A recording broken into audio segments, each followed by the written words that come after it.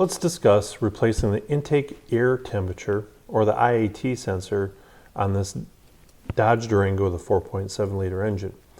Now, the engine control module is going to use this to monitor the temperature inside the intake manifold and use that in the fuel calculations. So I've already just disconnected the throttle position sensor as well as the idle air control valve, just so I can see what we're doing here.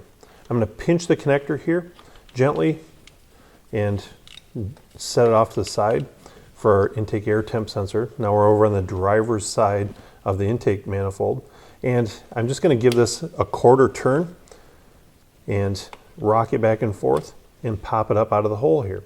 Now you can see this one's kind of contaminated with a little bit of oil, and you can see why the reading may have been skewed a little bit. So we'll take our new one and put it in the same location, give it the quarter turn, make sure it's in there properly, and now I just go back, make my electrical connection. I'll plug in my IAC and the throttle position sensor, and just like that, we've just replaced the intake air temp sensor.